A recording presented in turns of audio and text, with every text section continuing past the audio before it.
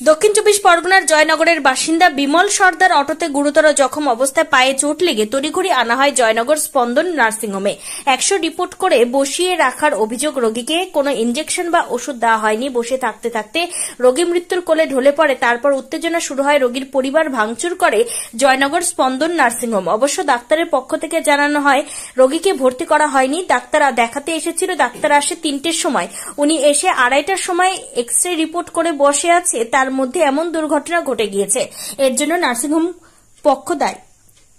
Nursing home কর্তৃপক্ষ দায়ী নয়। কে মারা গিয়েছে এই নার্সিংহোমে? এই নার্সিংহোমে আমার বাবা মারা গিয়েছে। কিভাবে? বিনা চিকিৎসা। আমার বাবার পায়ে ইনজুরি হয়েছে, নিয়ে আসলাম।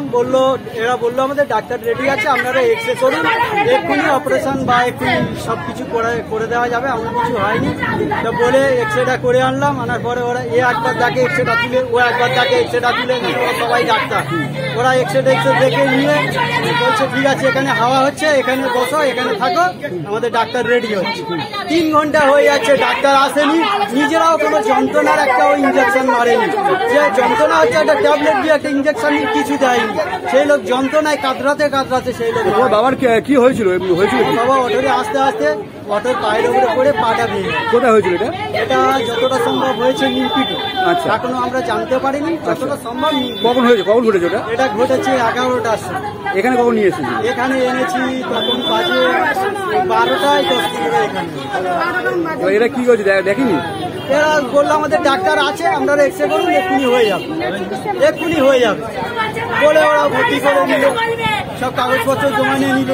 নিয়ে সেই রুগী 3 ঘন্টা শুয়ে রাখলো, যন্ত্রণা ছোটকাচ্ছে, তাকে ইঞ্জেকশন হলো। আমার নাম রণজিৎ সরকার। রণজিৎ সরকার। ছেলে তোমার? আমি ছোট ছেলে। বাবার নাম কি? আমার নাম বিমল সরকার।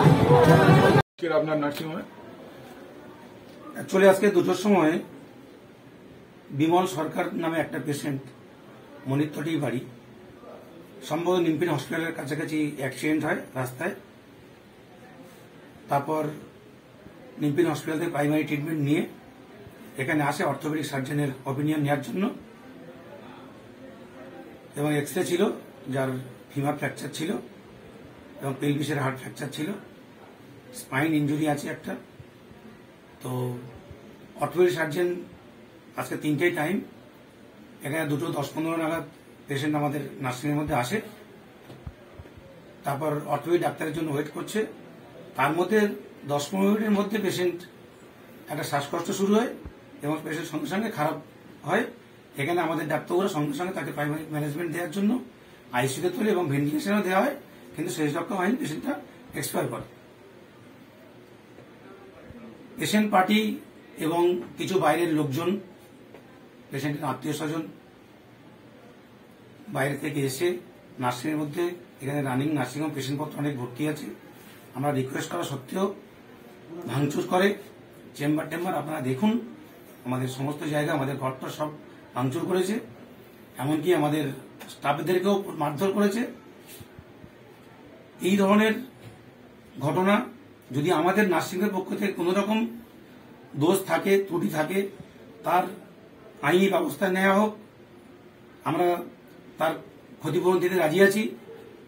কিন্তু যারা এই ধরনের পরিষেবার জায়গায় পরিষেবা নষ্ট করে ঘটনা ঘটতেই পারে, সেই ঘটনার জন্য একটা নার্সিংহোমের, রানিং নার্সিংহোমের ভাঙচুর করা এবং একটা অপ্রীতিকর ঘটনা ঘটিয়ে